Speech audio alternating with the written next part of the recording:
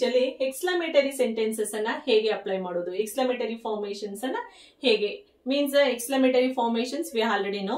It is a sudden feelings are very strong feelings. ಹೌದಲ್ಲ, ಹೇಗೆ strong feelings ಅನ್ನ ನಾವು ಎಕ್ಸ್ಪ್ಲೈನ್ ಮಾಡ್ತೀವಿ ಇನ್ ಇಂಗ್ಲಿಷ್ ಅಲ್ಲಿ ಅಂದ್ರೆ ವಾವ್, ಹಾ, ಸಾರಿ, ಹೂ, ಹೋ, oh my god, hurrah, we won the match, ಅಯ್ಯೋ, ಹಲ್ಲಾ, ಓ ಮೈ ಗಾಡ್, ವಂಡರ್ಫುಲ್, ಉಫ್, ವಾಟ್, ಈ ರೀತಿ we use lot of words to express the exclamatory formations in English grammar. ಹೌದಲ್ಲ, ಕೇಳಿದಿರಲ್ಲ, oh my god what happened ಅಂತ, it is for a happy news.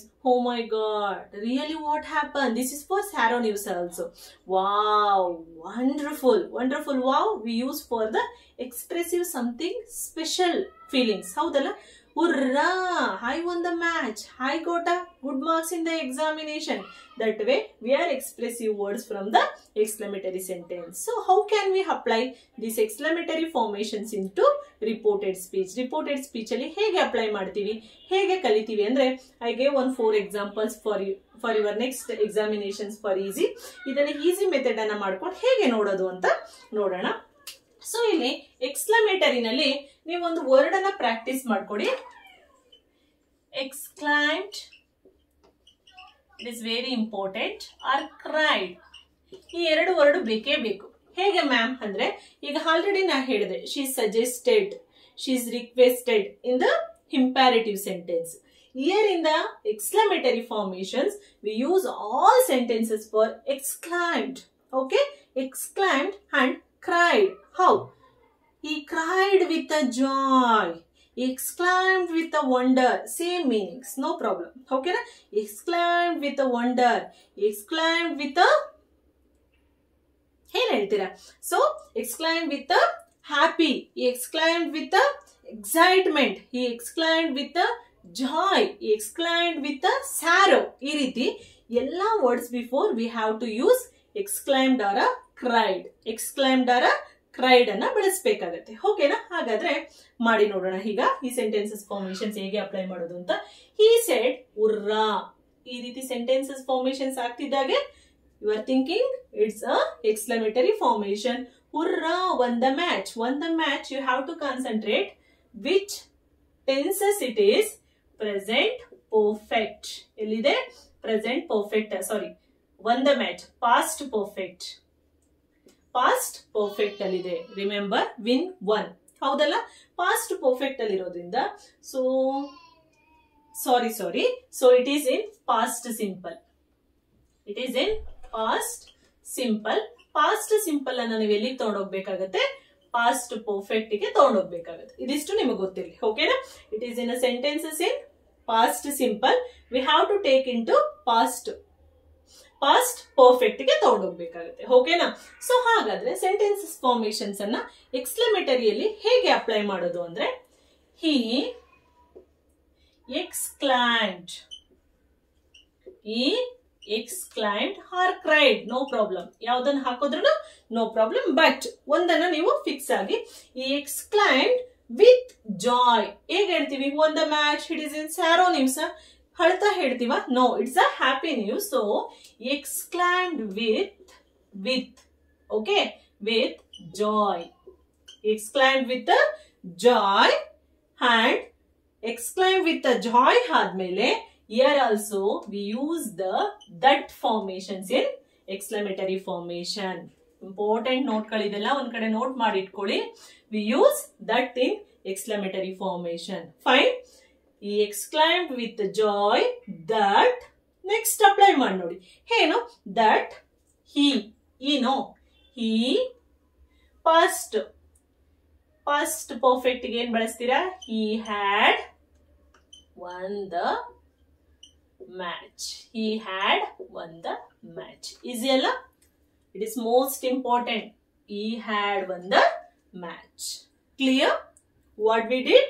he exclaimed with a joy, he exclaimed with a sorrow, he exclaimed with a wonder, he exclaimed with a what? excitement. ಈ ವರ್ಡ್ಗಳನ್ನ ಪಾಠ ಅಂದ್ರೆ prefer ಆಗಿ ನೀವೇನ್ ಮಾಡಿ, ಬಾಯಟ್ ಮಾಡ್ಬಿಡಿ. ಓಕೆನಾ? So ಮನ್ಸಲ್ಲಿ ಇಟ್ಕೊಂಡ್ಬಿಡಿ, ಎಕ್ಸ್ಕ್ಲಮೇಟರಿ ಫಾರ್ಮೇಶನ್ ಅಂದಾಗ್ಲೇನೆ we have to prepare for that. Exclaimed with a joy, with a sorrow.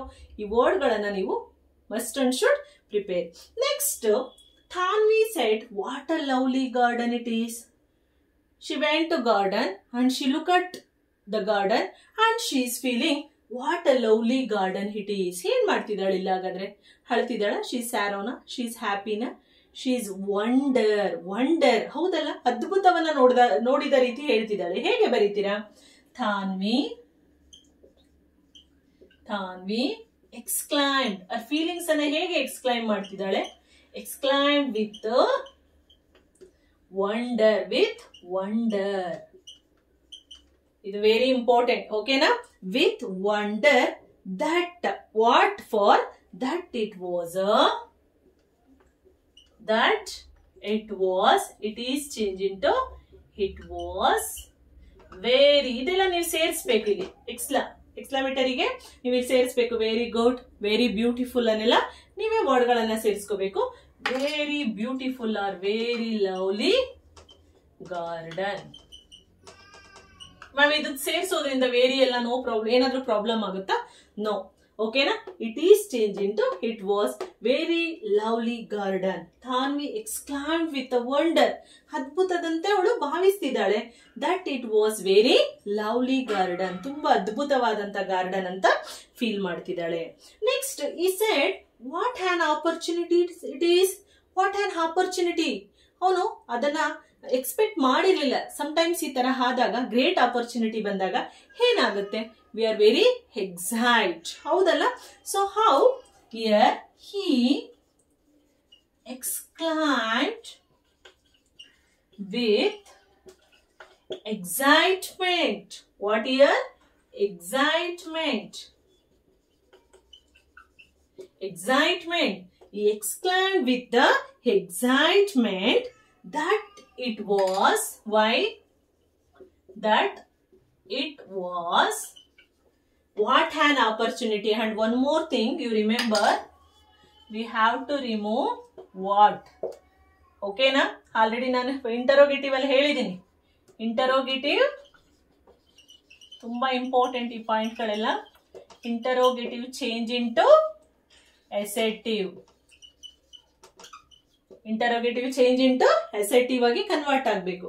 How clever I am. Sorry, with excitement that it was a great ಬಳಸ್ತಿದ್ದೀನಿ. That it was a great opportunity. Okay students, ಅರ್ಥ ಆಗ್ತಿದೆಯಲ್ಲ? He exclaimed with a very excitement that it was a great opportunity. It's a right method. ತುಂಬಾ easy ಅಲ್ಲ?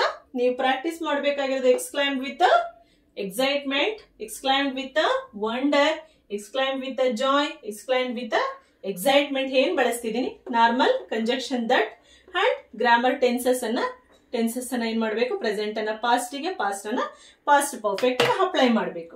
ಓಕೆನಾ?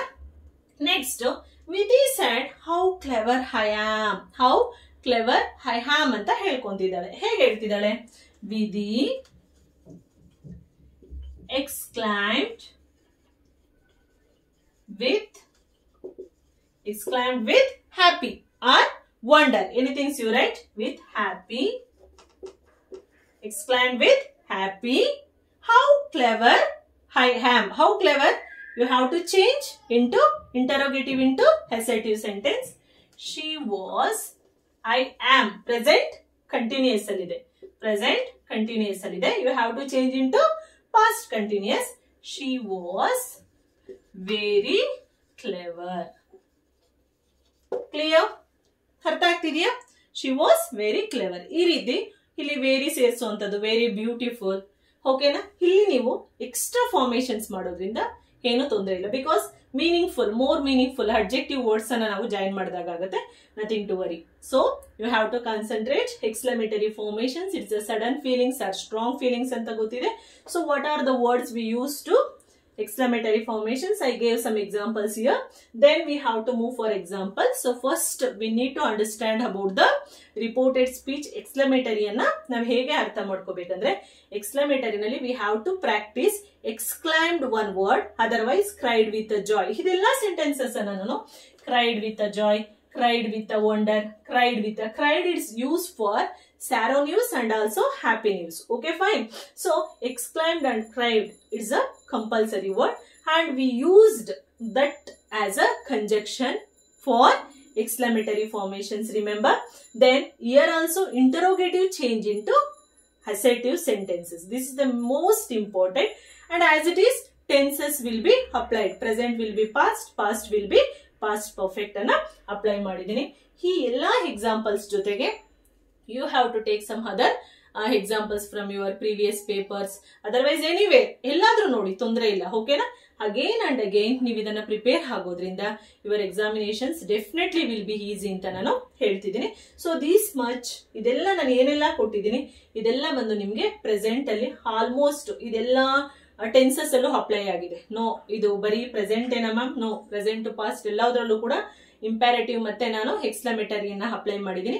Next class, ಒಂದು class ಅಲ್ಲಿ ಬಂದು ನಾನು ಐ ವಿಲ್ ಸ್ಟಾರ್ಟ್ ಪಾಸ್ಟ್ ಅನ್ನ ಪಾಸ್ಟ್ ಪರ್ಫೆಕ್ಟ್ ಗೆ ಅಪ್ಲೈ ಮಾಡೋದು ಹೇಗೆ, ಜೊತೆಗೆ ಸಮ್ ಕ್ವಶನ್ ಪೇಪರ್ಸ್ ಅಲ್ಲಿ ಇರುವಂತಹದನ್ನ ಹೇಗೆ ಅಪ್ಲೈ ಮಾಡೋದು, ರಿಪೋರ್ಟೆಡ್ ಸ್ಪೀಚ್ ಅನ್ನ ಫ್ಯೂಚರ್ ಅಲ್ಲಿ ಕೊಟ್ರೆ ಹೇಗೆ ಅಪ್ಲೈ ಮಾಡೋದು ಅನ್ನೋದನ್ನ I will teach you in next class. All the best. ನಿಧಾನವಾಗಿ ಕಲೀರಿ. If you had any doubts about the reported speech, please ಅದನ್ನ ನೋಟ್ ಮಾಡ್ಕೊಳ್ಳಿ. ನೋಟ್ ಮಾಡಿ ನನಗೆ ಕಮೆಂಟ್ ಮಾಡಿ. I will definitely explain in the next class ಅಂತ ಹೇಳ್ತಿದ್ದೀನಿ. ಓಕೆನಾ? Fine. We have to prepare. All the best for coming examination. Thank you.